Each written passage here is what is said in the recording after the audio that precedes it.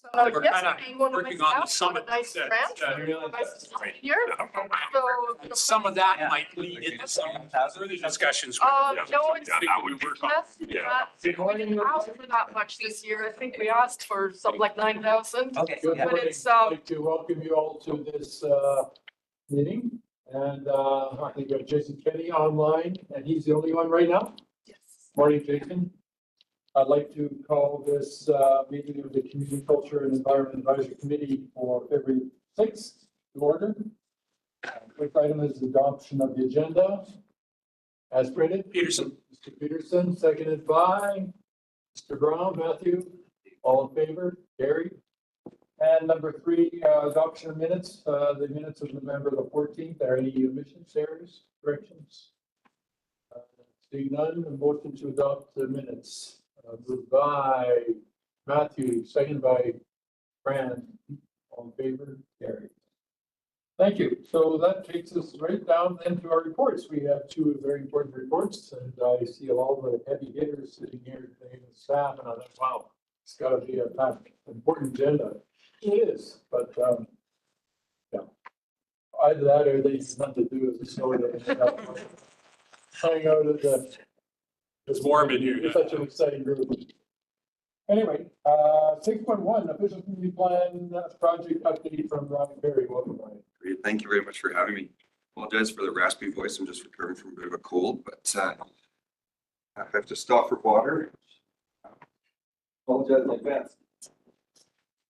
Thank you very much for the chance to meet with you again. Last time I was here was April, just before we went out to community engagement. So I'm excited to be back to share an update about the OCP process, a little bit about the engagement and what we heard through that, and the new directions that we're working with now to prepare new policies. So I've got a few slides to guide us through that.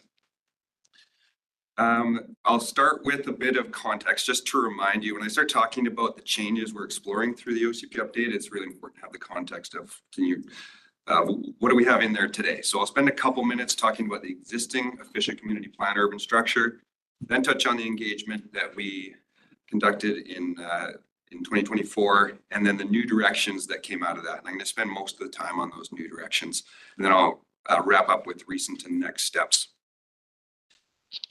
So just as a reminder, we're looking long-term here. We're thinking about the next 25 years and a population of 250,000. How quickly we get to 250K will really depend on a lot of factors, including federal immigration, et cetera. So, but big picture, we're looking long-term.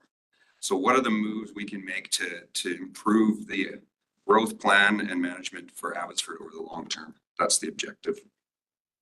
So just as context, before I get into the actual OCP itself, the black line that you see there is the urban development boundary. The white line is the city boundary, with the United States being at the south end.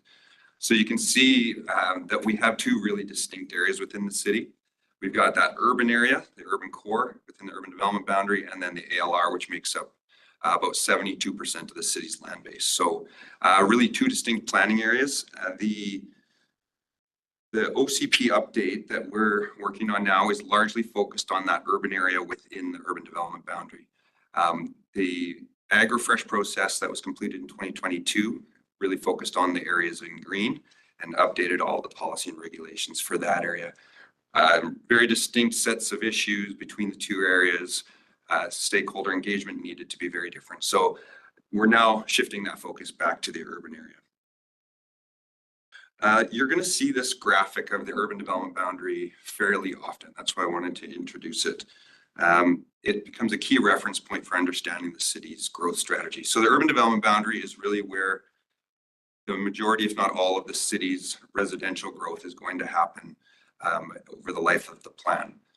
But within that area, the OCP envisions that 75% of that growth is going to happen in centers and existing neighborhoods, with the remaining 25% happening in new neighborhoods such as Augustin or McKee.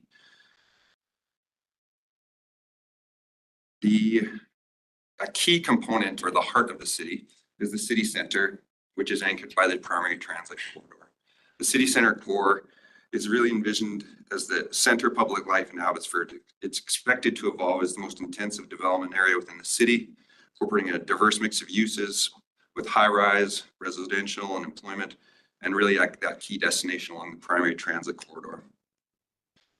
This is supported by urban centers. These are secondary in terms of scale and intensity to the city center, and they're connected by the primary transit corridor as well.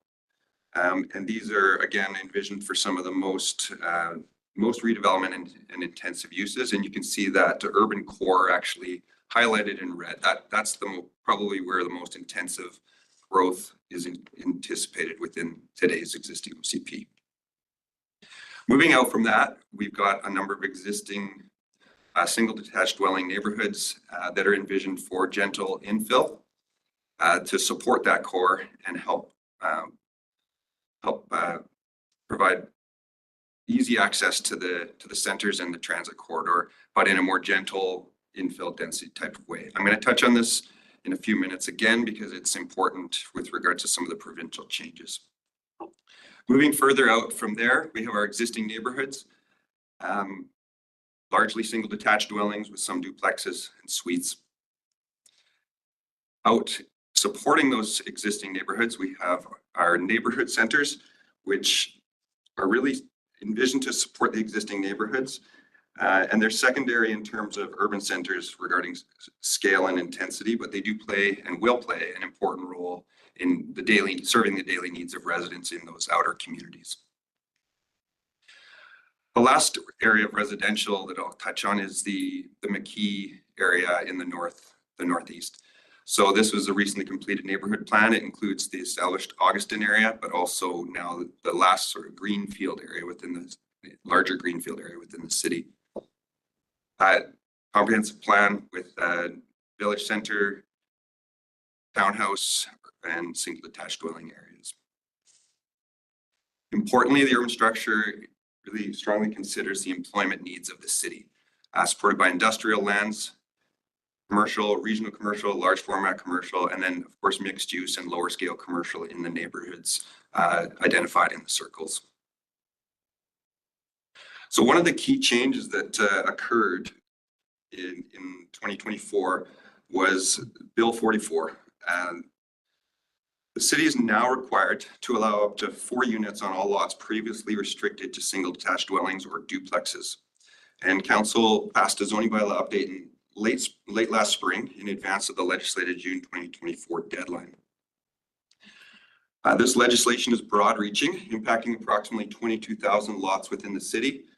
And this does include some lots envisioned for higher densities in the existing OCP. So you can see it's not just about where the land use designations of the plan want to see more density, but it's anywhere that there's single detached dwelling zoning that exists in the city. So it's an important factor as we think about where do we need to think about change sooner than we maybe have initially intended to. Now, before we jump into some of the proposed changes, I think it's valuable to take a quick look at how we've been progressing under the existing Fisher Community Plan. The existing plan looks to see 60% of residential growth happen within that urban core, that shaded red area. Between 2016 and 2021, about 65% of the city's residential capacity was increased in that area. So that's good news. The existing neighborhoods and neighborhood centers, so infill, lot splits, redevelopment sites, and mixed-use centers in the neighborhood centers. The OCP was targeting 15% of the city's growth to happen in those areas. It was actually at 28%. New neighborhoods, the OCP looks at 25% as the growth going to this area. The actual amount was 7, but that's likely due to Augustin being really the only redevelopment area that was able to progress while the neighborhood planning process was underway. We expect to see that number go up now that the McKee plan is complete. Good progress on commercial uses as well, wanting to see a lot of that growth being directed and new opportunities being directed to the mixed use areas. So we're seeing progress there as well. But this is probably the most exciting stat that we found in the background research is between 2016 and 2022, a really large proportion of what we're seeing for housing being constructed is in the the multi-unit apartment or multi-unit ground oriented.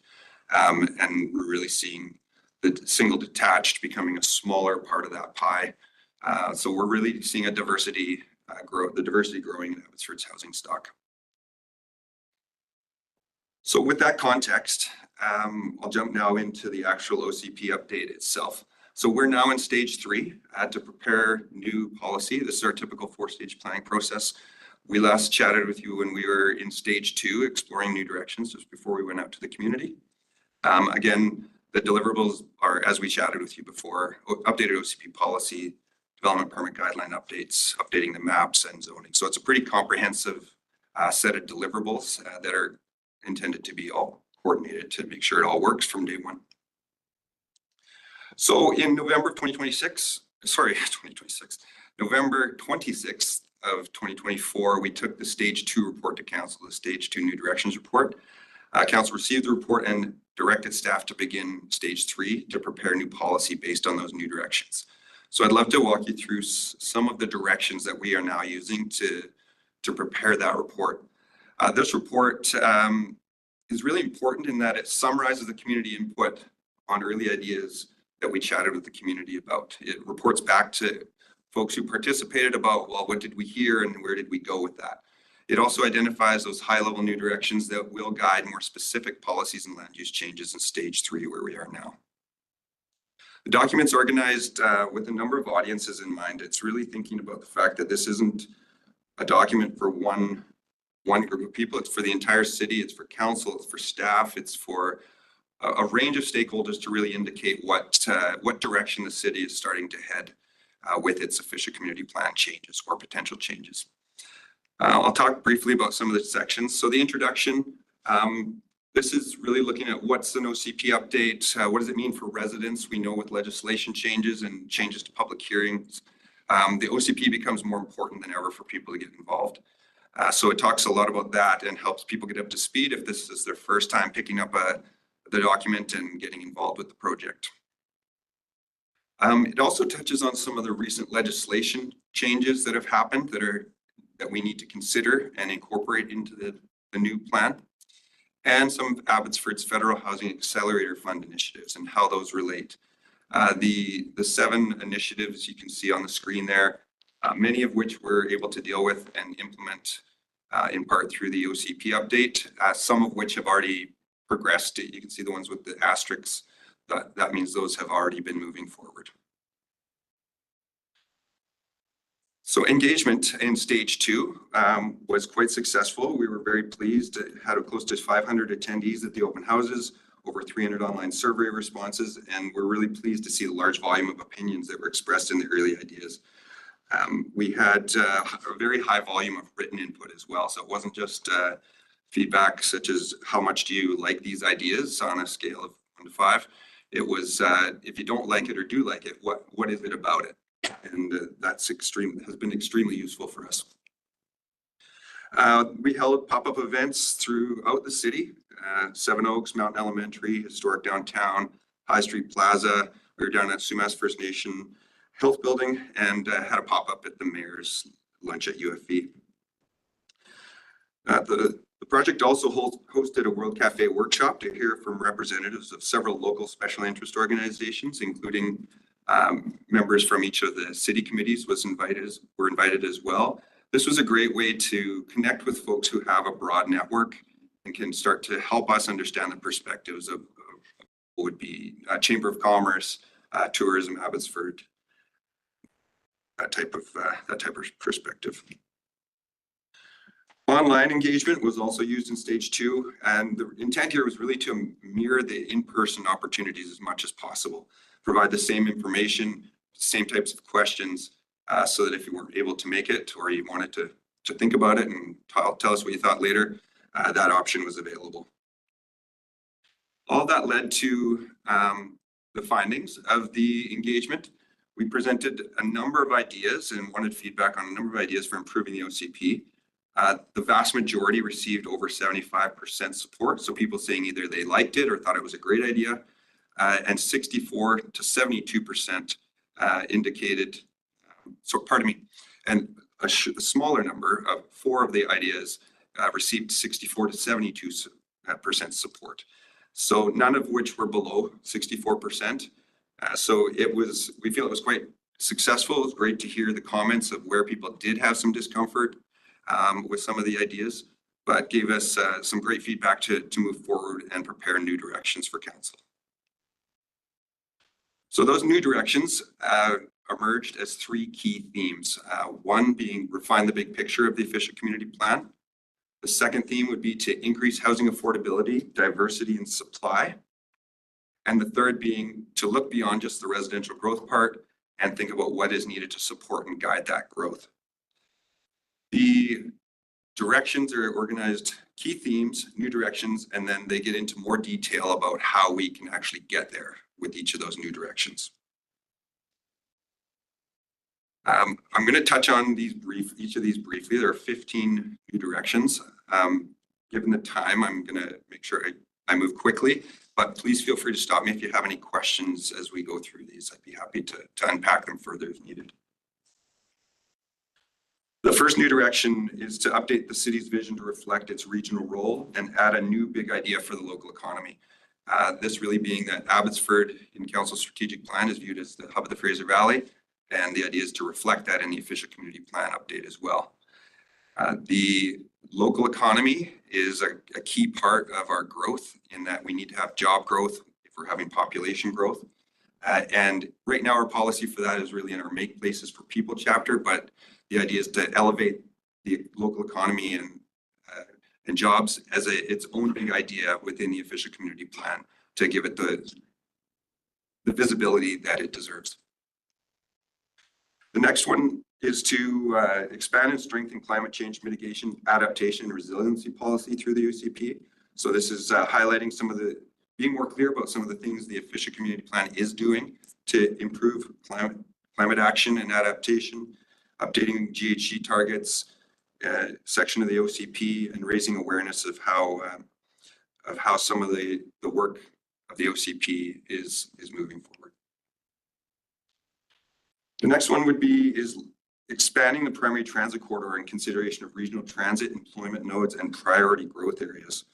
So what we mean by that is to build on the successes of the existing urban structure, but consider extending that primary transit corridor, that yellow line, it was blue on the previous map I showed you, extending that yellow line out to High Street and elevating High Street from a neighborhood center to an urban center, recognizing it has connections to the Fraser Valley Express and it's a major node along Highway 1. We're also exploring the idea of a Clearbrook Road and adding Clearbrook Road and Marshall as a high priority transit link to the hospital and the larger core area residential population that's south of the city center.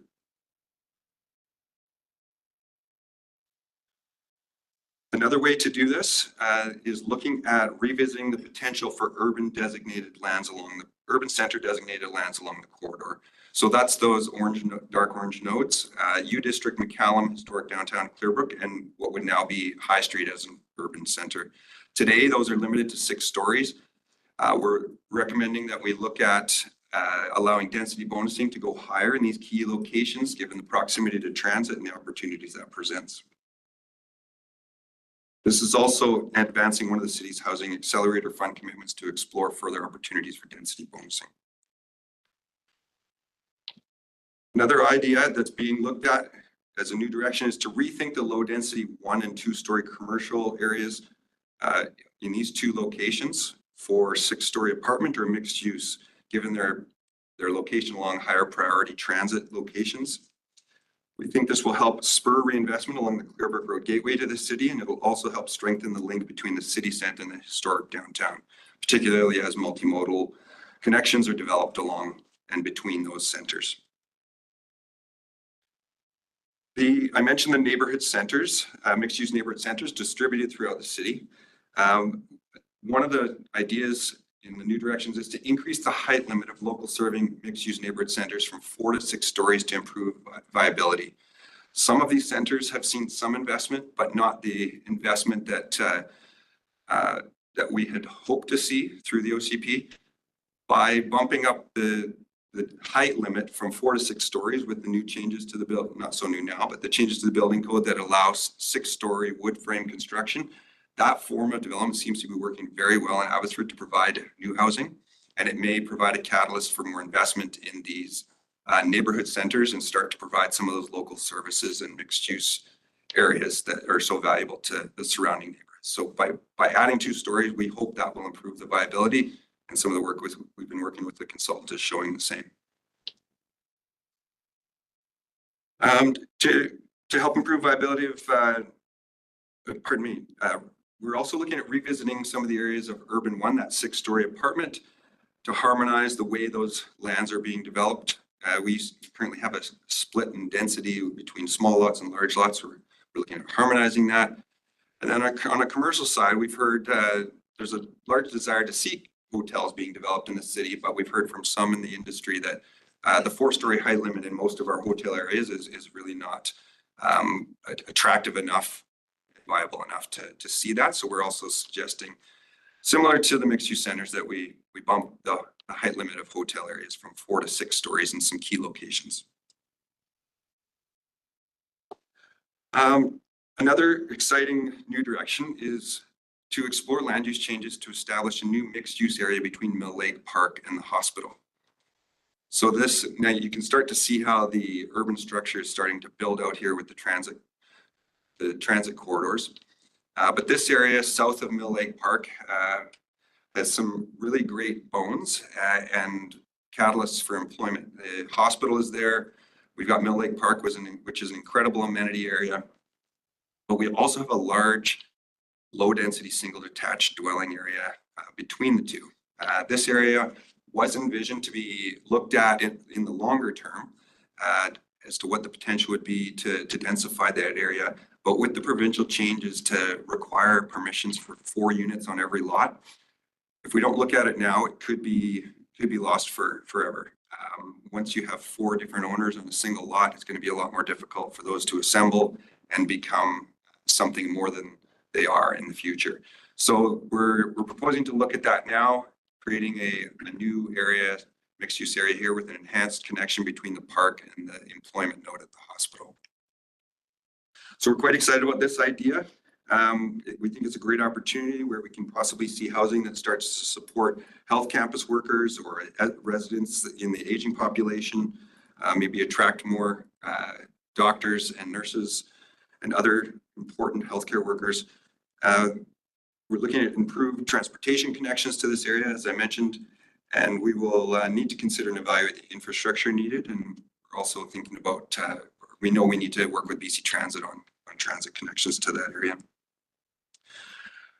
Continuing with housing policy, the OCP is looking to broaden OCP policy for improving the supply of diverse and attainable housing options. So this looks at, first of all, wayfinding within our OCP to point people to where we are doing a number of things to broaden housing affordability, so it's more evident. But thinking about things such as cooperatives, nonprofits, how we support people experiencing homelessness and related services, and of course, considering our housing needs report as we prepare the land use plan.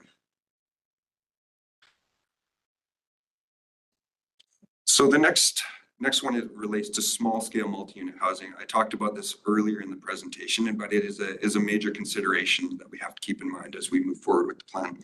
As mentioned, 22,000 lots are impacted, and we're looking at ways we can continue to refine those June 2024 changes that were made and really think about what's the best long-term solution for the city and how we can consider that through this process to be more nuanced in how we deal with that. We've seen 3 areas emerge. So I'm going to first talk about the area in yellow on the outer outskirts. This is our sort of urban 4 detached or urban large lot residential areas.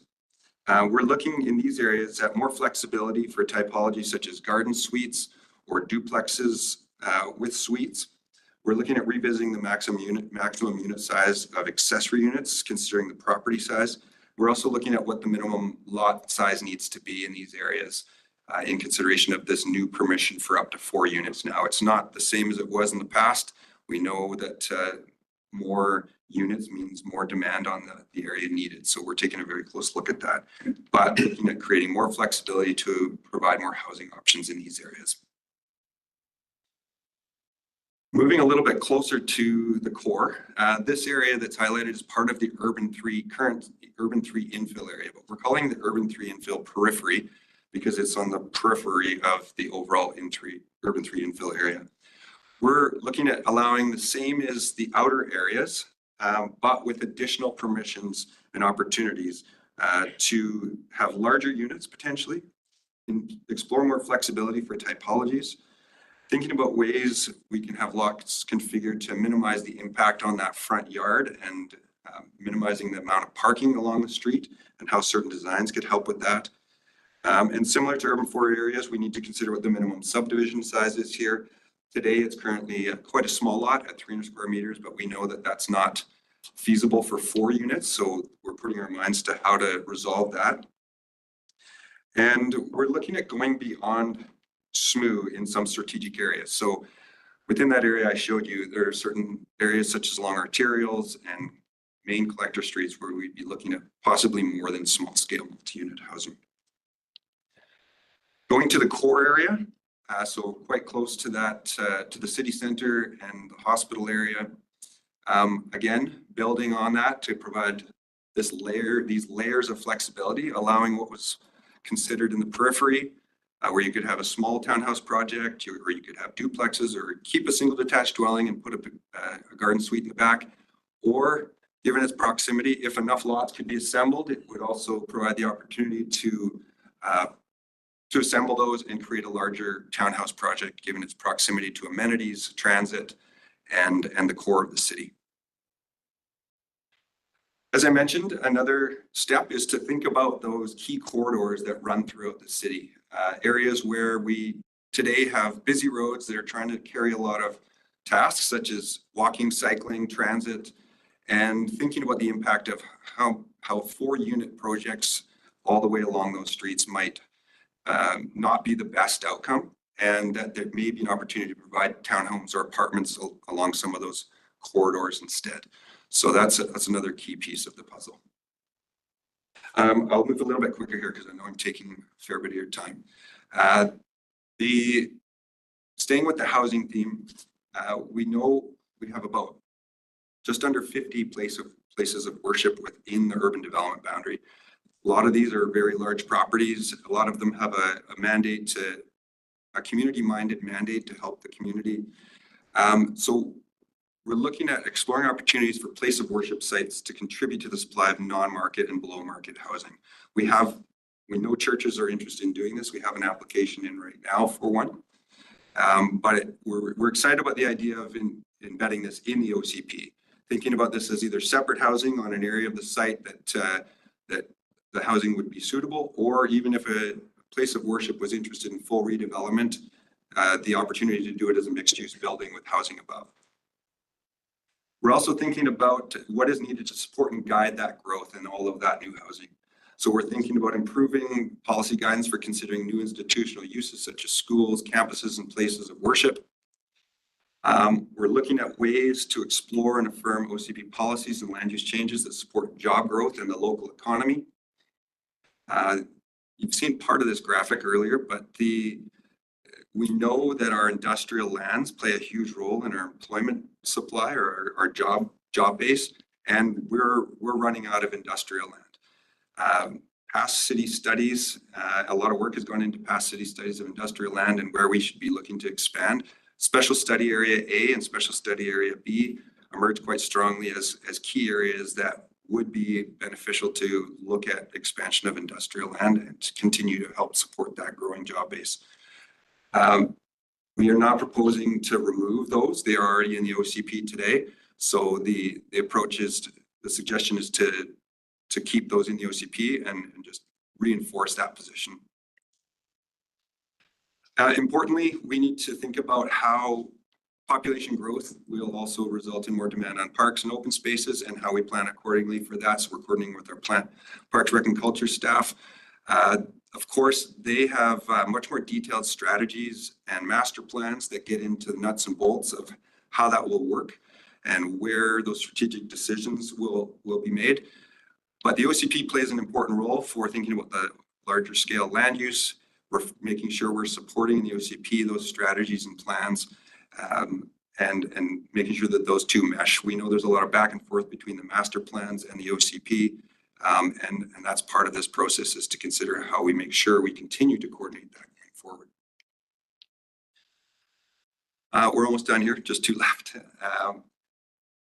We also know Abbotsford has many natural areas that are really valuable to the community, as well as steep slope areas that need to be considered with any new development. So we're looking at updating and enhancing OCP guidance and tools for development near steep slopes, hazards, and natural areas. We already have development permit guidelines for these areas, and we're looking at ways to continue to improve those and improve their implementation. And lastly, on the same note regarding development permit guidelines, we know that adding a bunch of residential housing, we need to be thinking about the design as well, making sure we're maintaining livability while adding homes. So we're looking at opportunities to strengthen our multifamily development permit guidelines. So for example, we're looking at things such as how do we try to encourage and incentivize the situation on the right where we can get more ground-oriented units, avoid parking on the ground level where it's creating fewer ground-oriented units and a somewhat less livable space. So we can see interfaces that look more like that. Similarly, we've been talking a lot about townhomes along streets, and the role of the way those buildings interface with the street is important as well, and the way the internal drive aisles are designed. Those are part of our neighborhoods. So we're looking at ways we can improve connections between the buildings and the streets, as well as those landscaping and internal drive aisles, so that we can see direct access more prominently connected to the street from the front doors of these units. We know space is tight, and we know housing is a very needed component. So we're trying to keep in mind the development economics of this as well. So that just be clear that that's not lost on us. So that's a very quick overview of the 15 new directions that are in the stage 2 report. Our next steps involve, well, right now we're preparing and testing new OCP policies based on those new directions. All of that with the idea of getting back out into the community late spring to share where we've landed with that draft policy and hear from the community on how they feel about that draft policy and if they feel we've hit the mark with moving from new directions, the ideas they've shared, to the draft policy. We would then take that feedback to refine the policy, report back to council on the engagement in the fall, and ultimately present council with bylaws prior to the end of 2025 so we can meet the provincial deadline for the OCP update. So all the information I shared is available in much more detail at letstalk.ca, letstalkabbotsford.ca/OCP, all the past reports. But I'd be more than happy to unpack any of the topics or answer any questions. Thanks, Ryan. Good job. This is the second time I've seen this, and I've learned more just as much this time as I did last time. But I'd like to say again how much I appreciate Ryan and Mark for their presentation to the school board. We got to ask specific questions that related to our mandate, and that was really important to us. So I appreciate that. This is a very intricate, complex plan, and I think it's amazing. I want to recognize Heather Cower as well. She's our Director of Community Planning. I apologize I didn't introduce her at the beginning, but she's been an integral part of the project as well. Thank you for that feedback. It's almost done. Well, a lot of work to do, but devil's in the details. I have a question about the ND5, that just that area from Mill Lake to the hospital. Mhm. The mahogany sort of seems like a little bit of an outlier in terms of like development in Abbotsford. Is there any thoughts of like allowing, say, much more dense construction in this area? Because, you know, if you do go for that sort of construction limit of 6 stories with wood frame, that's a heck of a lot of housing. But if you sort of are thinking like even longer down the road, like the mahogany sized high density, is that sort of in the thought processes for this enhanced area? Or? Yeah, that's going to be part of what we bring out to the public in the draft policy stage. But the language that was in the new directions report is exploring low, mid, and high rise opportunities. So it's not ruled out as an option to consider more intensive development, recognizing its proximity. And the fact that if we want to create some momentum in that core employment area, buildings that are higher would diversify the housing supply further. So I imagine there's a transportation plan as well, like, or a sub-plan, like there's a Mill Lake plan or neighborhood plans. Is that one of the focuses, transportation?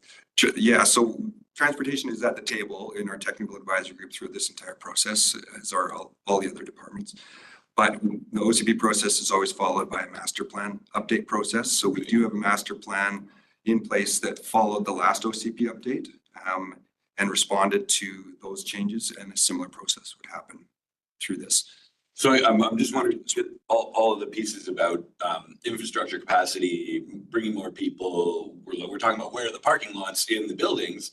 But the thing that I'm really concerned about when I'm around town and when I'm getting place to place is the traffic, is that as all these buildings are coming in and hundreds of person units left, right, and center that are going to be populated, traffic is atrocious. And I imagine people notice it's getting worse. It's much more challenging. I'm just wondering how that's going to look with however many more thousands of people, or what are the off ramps, so to speak, in strategy that make it so that we're actually going to be able to get around town and not be bumper to bumper 24/7. Yeah, excellent question. And that's a big part of our transportation and transit master planning process. But it's not the only thing that deals with that. The land use coordination and focusing the density in the right places. That's why you'll see I quite emphasized how the density is along the primary transit corridor. And we know that takes time. We know ridership takes time to improve. But building the backbone of development in coordination with transportation is a huge part of it. Even thinking about that area south of Mill Lake as an example, if that's a mixed use center with employment and amenities right next door, the hope is that some of those daily trips that are to work or to the store can actually happen by foot or by bike. So by design, the development strategy of where things are going is intended to kind of, I guess, loosen the pressure on the usage of the roads right now. Yeah, shifting the modes through many measures. So shifting people we're not under any illusion that people are going to stop using cars. We know there's many parts of the city that will require vehicles to get to and from, but to create those areas within the city where it is truly a choice and you can just walk downstairs to get what you need for your daily needs is a big part of the solution, to try and shift that mode of those trips from a car to other options. But should we be expecting that there will be infrastructure development or augmentation of the current road? Well, I know, Mark, we've heard from Brent Tadarian, all the time about whether it's expanding the highway, the lanes, or whether it's alternative modes. I'm sure he would say that your strategy here seems effective in terms of where are people going to be and what's going to drive them to be going back and forth. But is there investment into actual roadways, or is that part of this plan? Is it something that will come out of the transportation master plan? And are there nuggets in between that will show us what directions those will go? Yeah, thank you for that question. I'm sorry I don't have the slide. We have a good slide in the document that talks about the relationship of the OCP to those master plans. But the master plans play a big role in setting those investment priorities. Sure. And the capital planning. The OCP sets that higher level vision, and then all the pieces around investments in parks and open spaces, transportation, culture, those things all come at the next level down in those strategies, which then feed directly into capital planning. Did you have a comment, Mark? I'm sure maybe we'll add to that. Brian.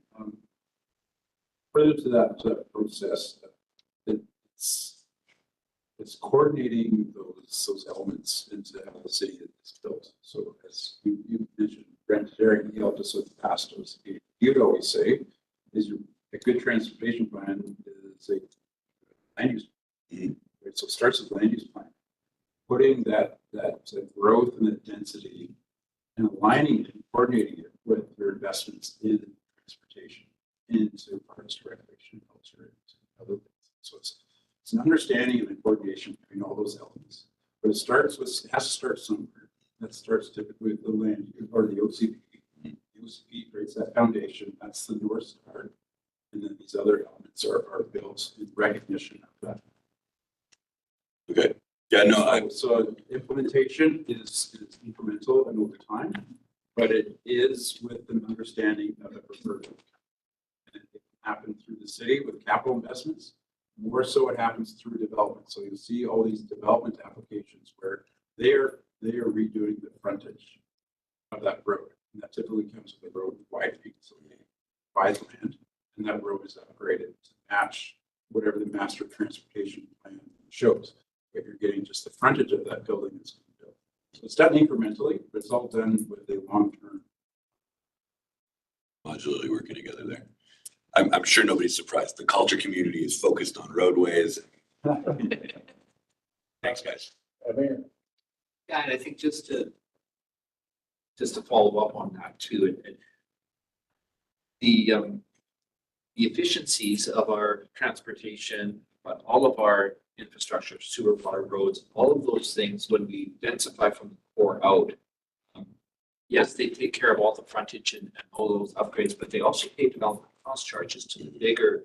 So when people talk about, oh, you're building up your reserves, well, that's because we have a water supply that we're working on. We have upgrades that we have to put to the wastewater treatment plant that we're working on. But we have some fairly major road responsibilities as well. And on the east side, connecting, through Cooper Meadows, the key, McClure, there's on the transportation master plan, there are some of those things that are a little bit longer term, but we've got to have that money saved for those. So a lot of those reserves are earmarked for those bigger infrastructure projects, including, fire halls, these buildings, and then of course when the freeway gets wide, we're going to have to participate in a couple of those overpasses, not all of them, but like Whatcom, Huronville, and those ones we have to have money saved up for as well. So that's why it's so vitally important for us to take a look at the longer term. A lot of people will say, well, why aren't we doing this and this now? Well, we have to have a plan, and then that plan helps us talk about our finances, because at the end of the day,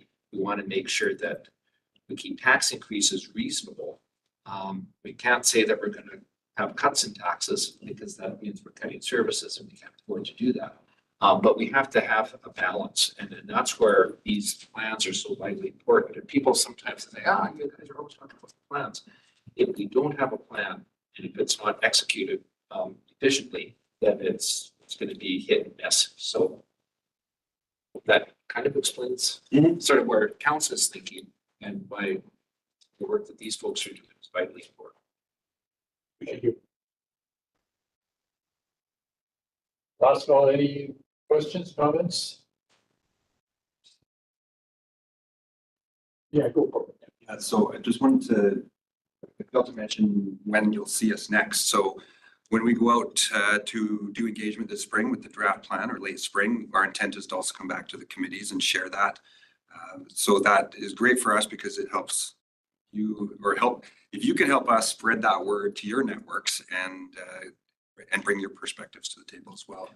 We look forward to connecting with you once we're at that stage. So thank you very much for your time today. Thanks, Brian.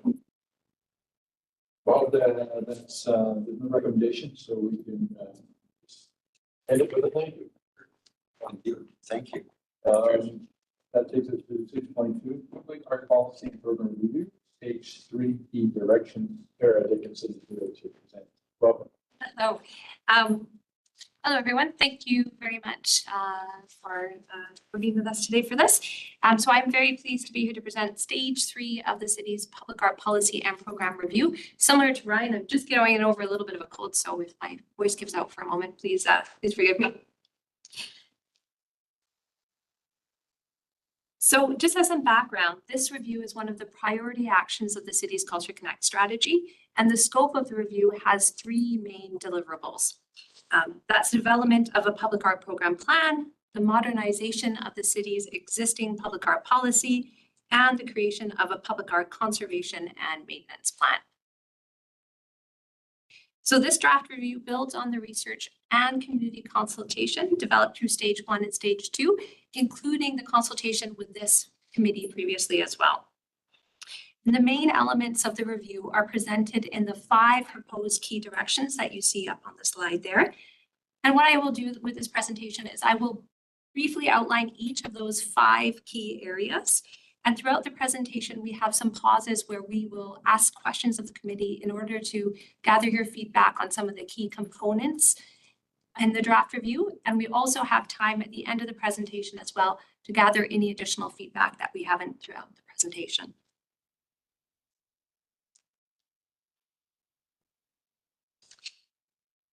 So the first key direction that I want to present really focuses on the overall intent and goals for the city's public art program.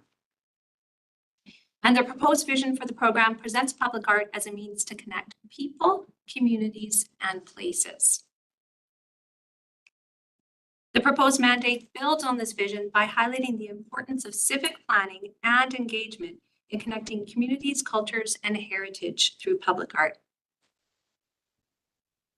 So building from that vision and mandate, the guiding principles work together to help inform all of the decision-making for public art.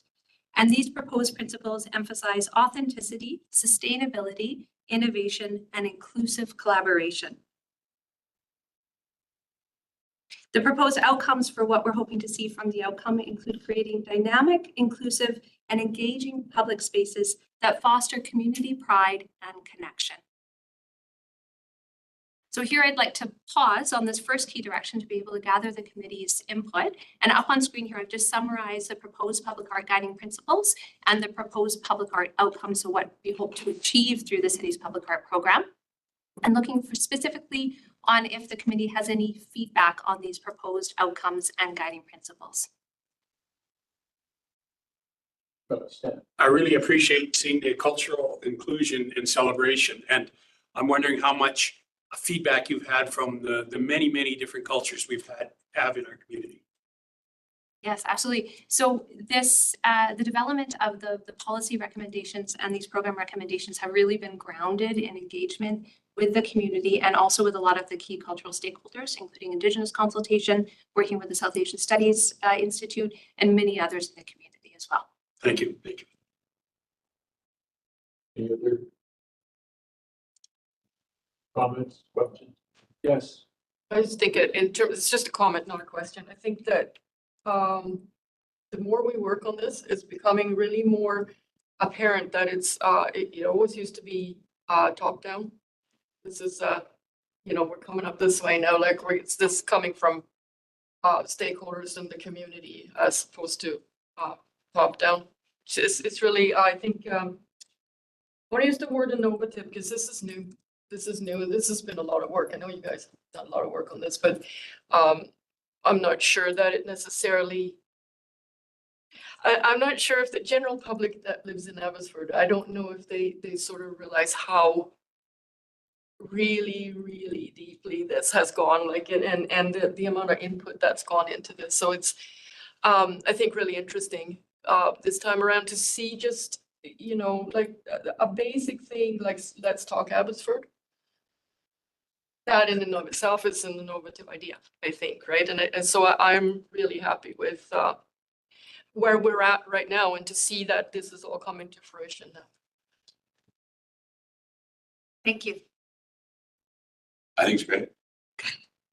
I have a quick question. Do you Yes. think, like, for the South Asian community engagement, is UFE their program the best one, or is that is there any other engagement with the South Asian community? Yes, so we've had three different realms of engagement for the development of this work. One has been with Indigenous leaders, and that was actually going out to join in ceremony and to kind of be on the land together and gather their input. And then we have had a fair amount of workshops with cultural, arts, heritage, and cultural stakeholders, of which, of course, the South Asian Studies Institute and other organizations are part of that. But we've also done some very broad general community engagement as well. So we didn't always ask those demographic questions of when we're getting that response through Let's Talk about who particularly is answering those questions. But we feel we've been quite inclusive through this process and always asking the question of who else can we have in the room sharing their feedback. Thank you. Are you thinking specifically, are there better or other additional South Asian groups to connect with? It's just sort of like when I think of like, say, artists and in the South Asian community, the UFE South Asian Studies doesn't sort of pop to mind. Like nothing really pops to mind. They should. They should. They're doing amazing things. Okay. Thanks, Aaron. He's still in the room. You're doing lots of. If I can just add to that as well, we have also been working quite closely with artists themselves as well too, right? And with the School of Creative Arts as well too, and through our cultural partners, the Abbotsford Arts Council, the Reach Gallery Museum as well. So that feedback from the general public, from cultural organizations, but also from the artists who would be hopefully doing some of this work. Yeah. Awesome. Thank you. Okay. Okay. 4 years for artists. Oh.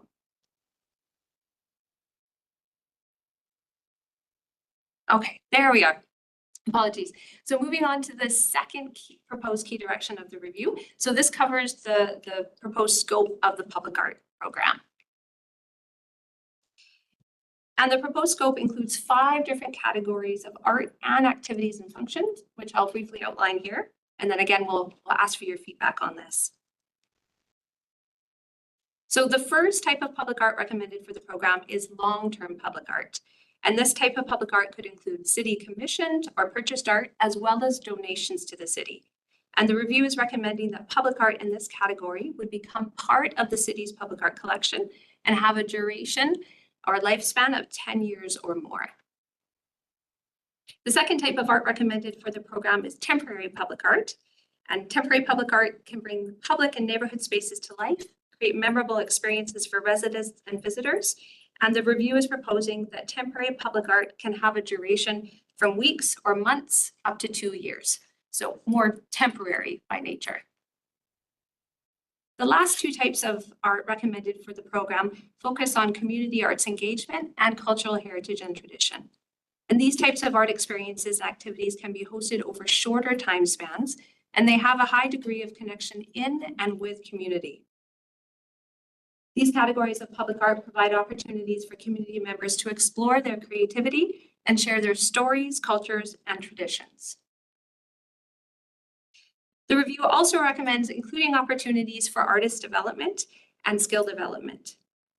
As an example, this could include an established artist working with an emerging artist on a city-commissioned public art project. And the second program scope category is the project management, which outlines all the behind-the-scenes work that is required to manage a public art program, from the planning straight through to the implementation. The third category of the proposed program scope is community engagement and evaluation, which involves engaging community members through public meetings, surveys, and other means to ensure that the program is responsive to community expectations. And the fourth program scope category is collection management, which focuses on the ongoing care, maintenance, and preservation of public art. And in this category, the proposed collection management program centers around the 4 key principles you see up on the screen there to maximize city investment and community benefit by ensuring the longevity and integrity of public art. And the final proposed area under the program scope is the monitoring, evaluating, and learning category. And this area of work, importantly, will serve to measure the effectiveness and inform future decision-making for the program. So this was a quick run through, but again, we've summarized everything up on screen so you can see it all together there, from the proposed types of public art to the different activities and functions that we are recommending through this stage of the review are included in the public art program. And this time we would like to gather the committee's input on, is there anything missing? Do you have any feedback or considerations for what we are proposing is included in the program scope?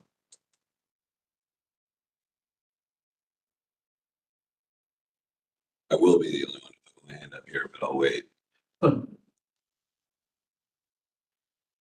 Yes, Jason. Sorry, just make sure everyone can hear me here. Yeah, no, nice to see that the kind of the care and the maintenance of these art pieces is kind of a key point of this plan. I'm sure many people have been to some other cities and you see probably what used to be a really nice piece of public art and it's covered with graffiti or destroyed or whatever the case may be. So nice to see that that's included. And I think this is a great step forward. There's every time you build a new building or put a new park up, there's flat surfaces and open space everywhere that you can kind of incorporate these things. So it really brings these spaces to life. So I love what I'm hearing so far. So more of a comment than a question, I guess. Thank you. Stan. Would your mandate include things like multicultural festivals and that kind of thing as well? Because I see that as something that we might be lacking in our community. I know we have individual, cultures might present something, but a sort of a collective celebration of our diversity. It's that there's thoughts around that as well. Clutching my pearls, Clint. Yes, Clutching my pearls after you. if I can respond to that. So by creating that program scope that has long-term public art, so what we maybe think traditionally of when we consider public art, more temporary, you can imagine mural program or something like that, but creating those spaces for community arts and cultural traditions that can be even more temporary or perhaps experiential, that is carving out space for those types of opportunities to happen.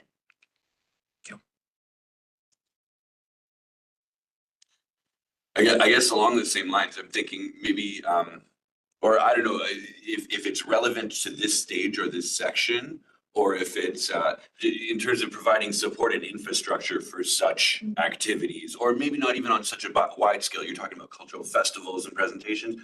I'm thinking more the buskers, the spaces for there to be like public presentations rather than necessarily public art as a collection, where like there could be or maybe we don't know, but the things like theater performances or pop-up monologues, or I'm trying to think of things that I'm not participating in, other than just public music and facilities or infrastructure. We talked about Band Shell in Mill Lake or Jubilee or spaces and pieces like this. Is that within or outside of what you're presenting here? And then I also have another question or thought after. So I think this scope of work is really a little bit more programmatic, if I can use that word.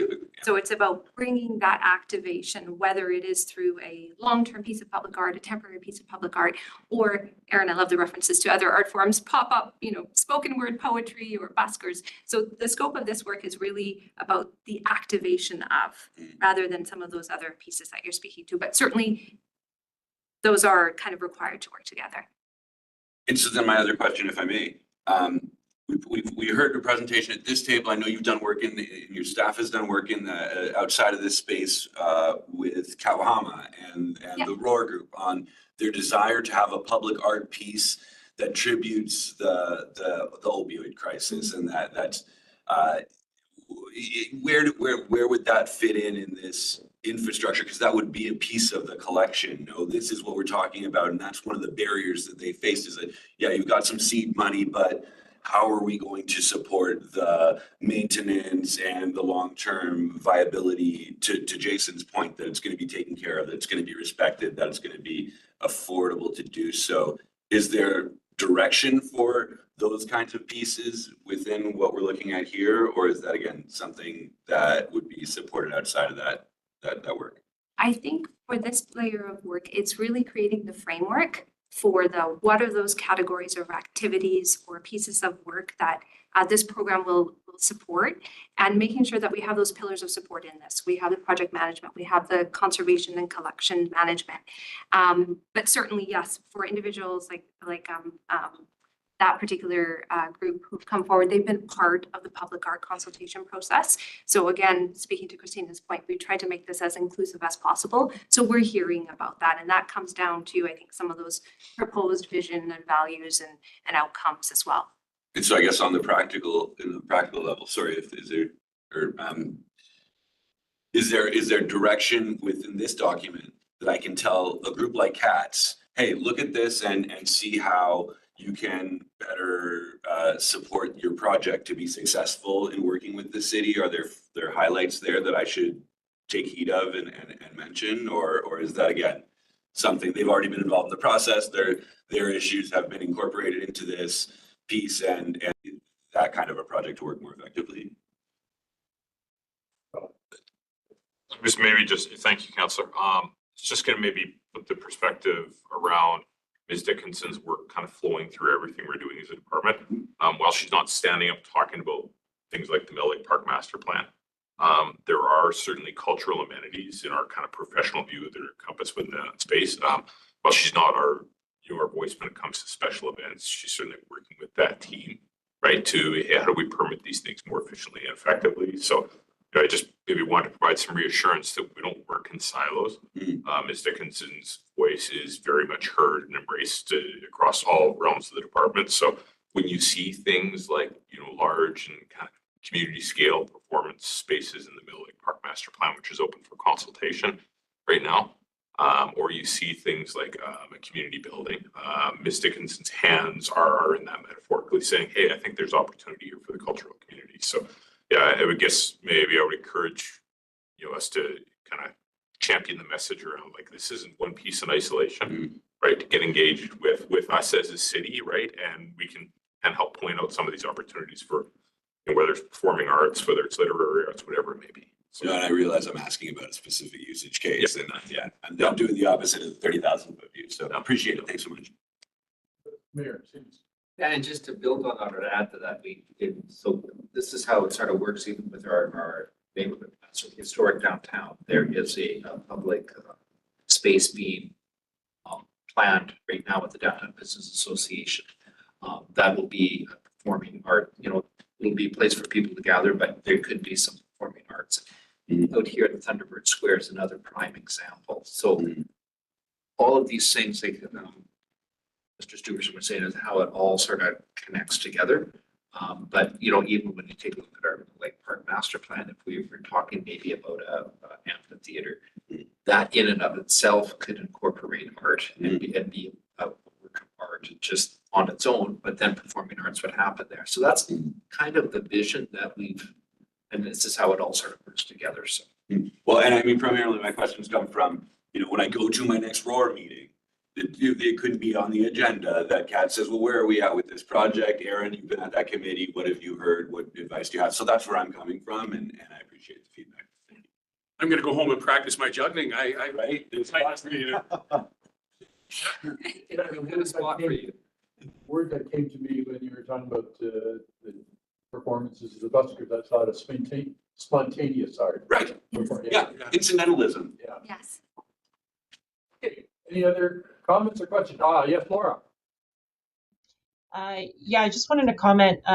Thanks very much to Tara and that group for their work. I think that the webbing that's created by that structure is ample, and just kind of anticipating some of Aaron's comments and questions and skipping ahead in the document a little bit. It looks like, when we start talking about the ecosystem of the arts and all the partners that are involved, that's when some of those issues will be addressed. So thanks for this. Thank you. All right. Proceed. Okay, just wait for it to come back up on screen here. Okay.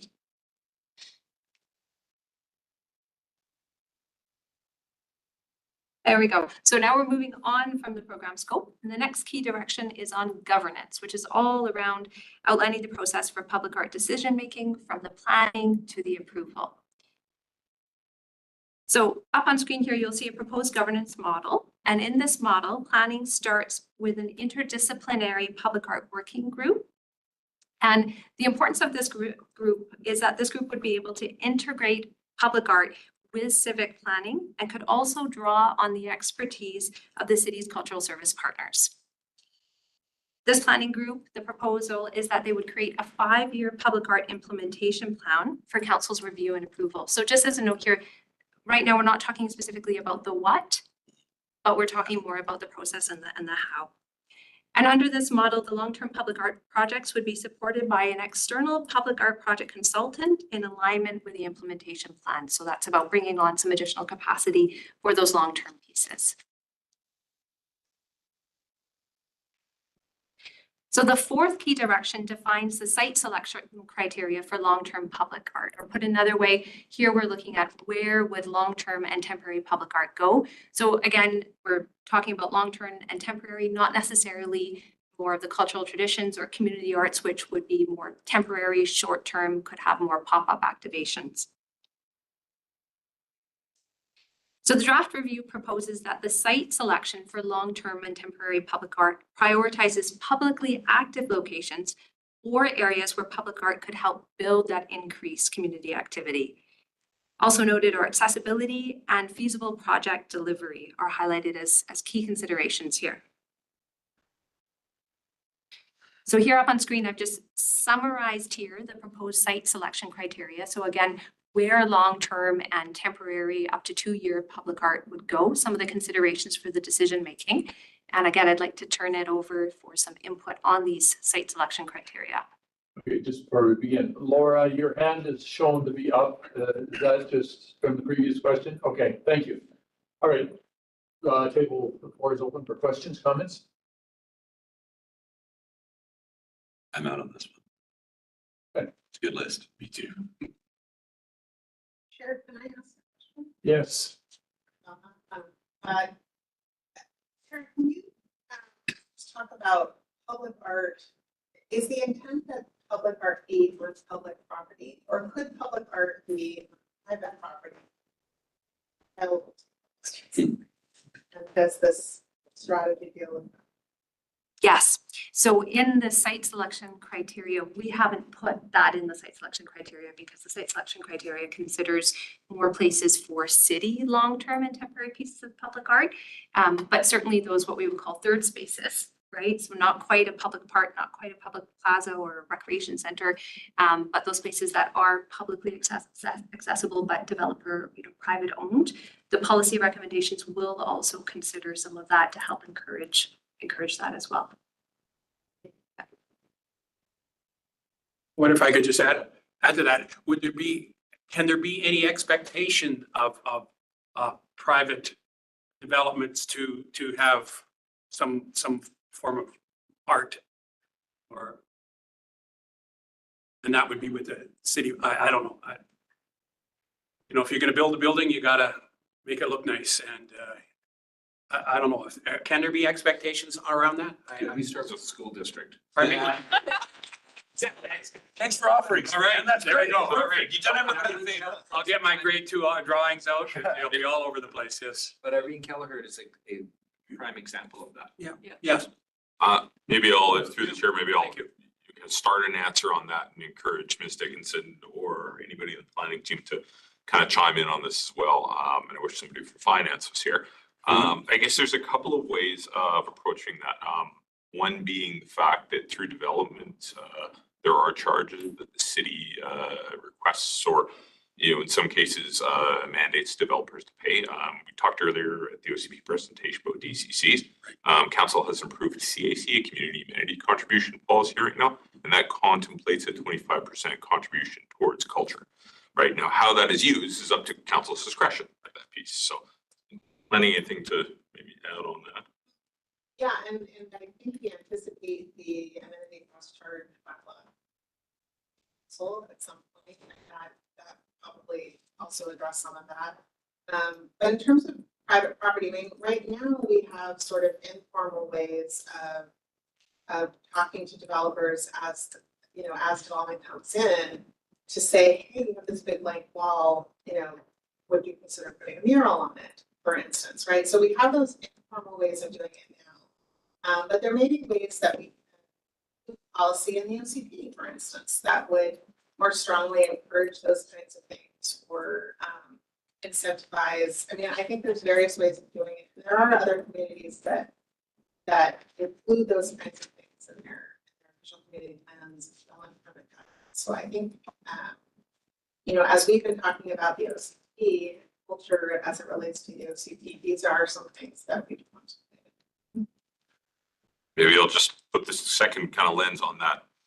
Maybe get Ms. Dickinson to kind of add any comments on this. Certainly we think as staff, there's opportunity to leverage the tax dollars, so to speak.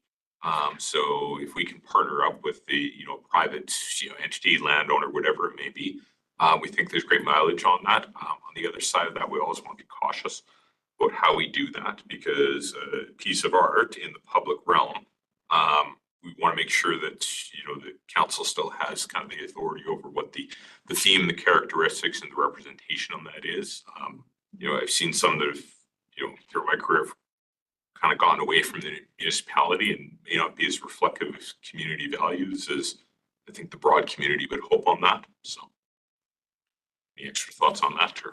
Aaron, oh, sorry. Well, I mean, if anybody wants to build on Todd or Well, the chair, are we going to respond to the friends? I think just to emphasize about how this policy and program review does not live in isolation. So just as Todd referenced the Mill Lake Master Plan process, the OCP development, these are conversations, I'm here presenting this to this room, but we also have these conversations in the other rooms as well. So we'd be looking to outline approaches here and then really build support for that through these other scopes of work.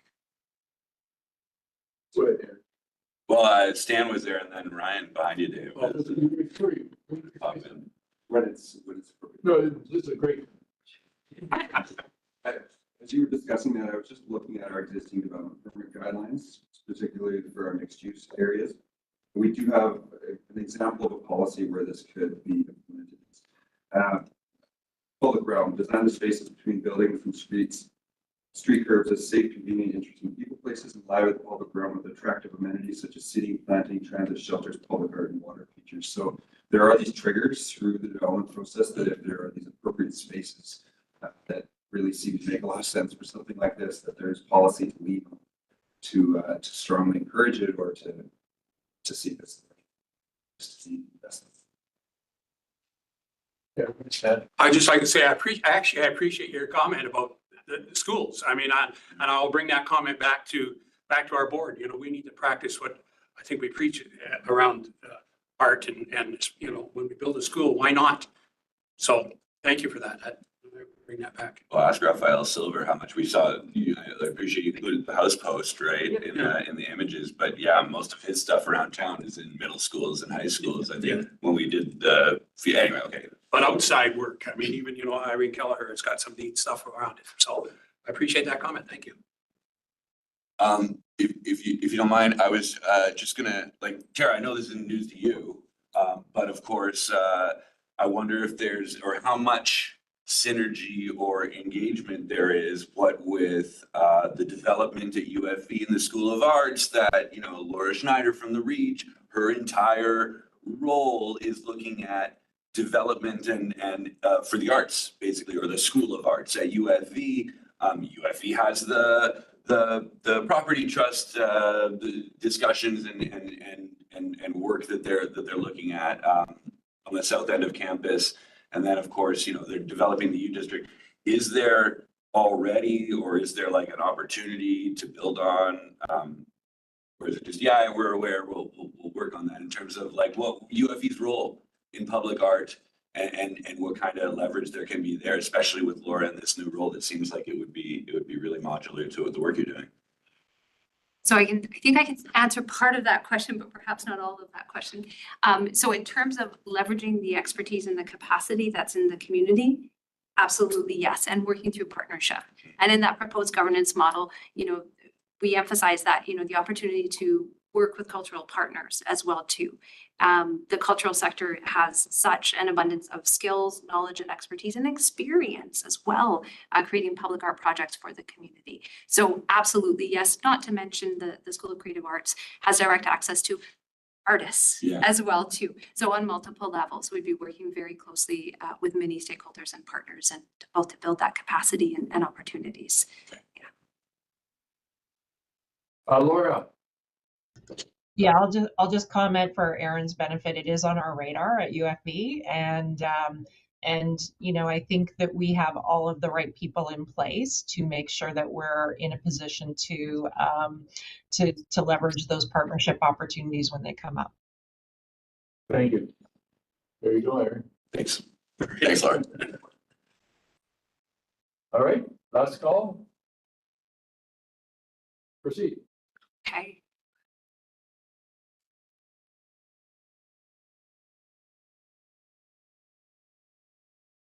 Okay, so now this is the final proposed key direction of the review, and this is a proposed funding allocation framework that outlines the proposed funding allocation across all of the different functions, art types, and activities that we've just discussed. It is worth noting that this is, of course, proposed because this would depend on that 5-year implementation work plan. So these amounts might need to vary around a little bit. But you can see here how we're talking about these activity areas, types of public art, types of different actions or functionalities of the program, and then a proposed funding allocation of how we're actually supporting and making these areas happen. Okay, and now we are at the stage for any other general input, feedback, or ideas that I haven't expressly asked about throughout the presentation.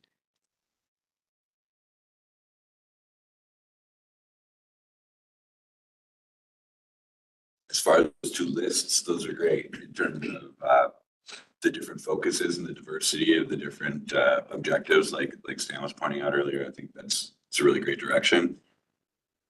I always wonder, post-November, when we include equity, inclusivity, these pieces, is a conservative government going to de-incentivize these things going forward for long-term plans?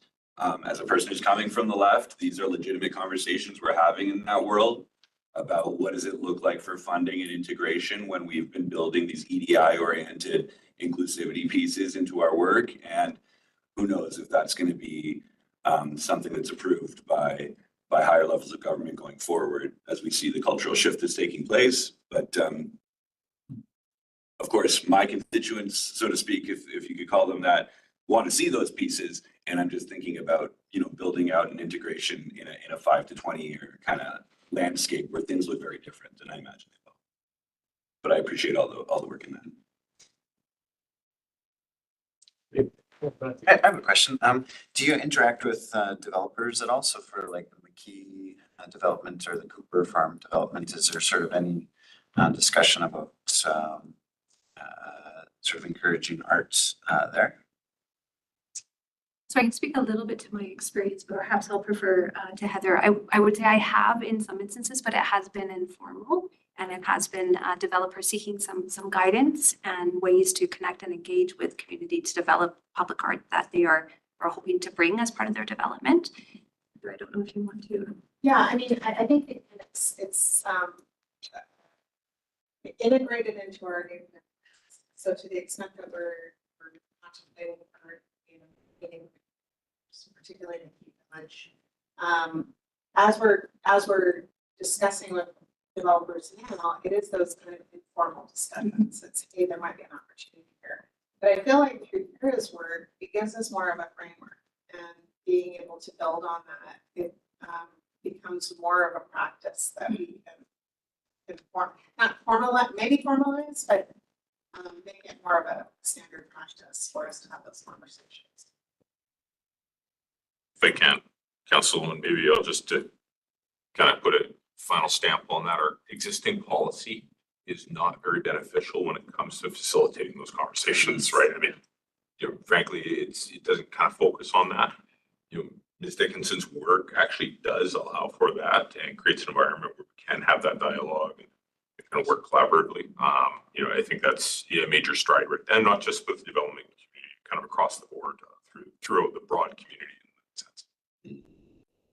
Christina. Well, using Cooper District, we worked Heritage Abbotsford. We worked extensively with Ms. Cooper before she passed away, and then with the developer. She worked with the developer for about 7 years before she passed away. Her wishes were to have, plaques and things like that, but she also wanted the buildings that were going down to be captured before they went down. We have some 400 photos from the interior and exterior of the barn alone, and an actual digital walking tour of the interior of the barn. However, then what happens is that as soon as she's gone, the developer can then go sort of, well, this is an afterthought.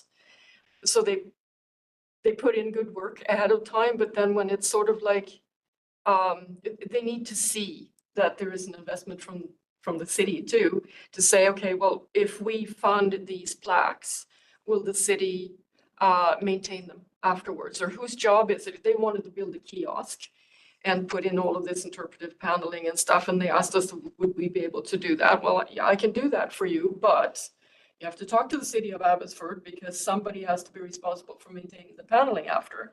That's where this kind of a policy comes into play. Thanks. Didn't know that. It's interesting. I learned something. Any last call for questions or comments? Mayor, Siemens. Just to speak to Aaron's concerns, you know, we try not to politicize our policies. The challenge is, and you know, maybe if there's other funding from other levels of government, I'm not sure how that'll be affected. But the values of this community, we are diverse, we are equitable, we are inclusive. That's embedded in our values. That's not just this council. I think that's the values of our community.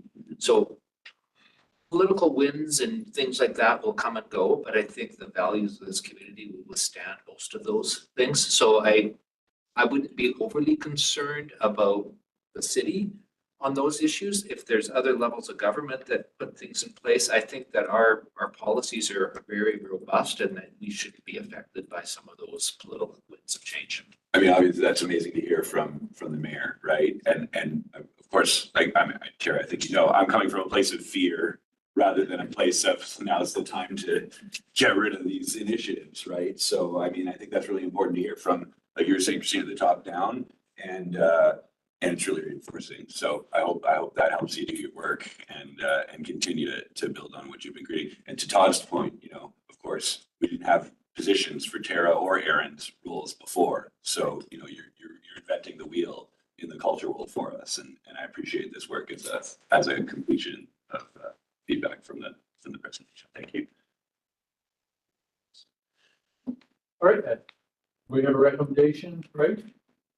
That, yeah, you have it up there at home. Oh, there you go. There's a recommendation moved by Aaron, seconded by Stan. All in favor? Gary. Oh, I should have asked anybody opposed, but I didn't see. Yeah, good. Overwhelmingly unanimous. Thanks very much. Thank you very much for your input, everyone. So with that, we've reached the end of the agenda. And I'm going to call for a motion to adjourn. Stina, seconded by Fran, who hasn't had her hand up yet today. All in favor? We are adjourned. They're not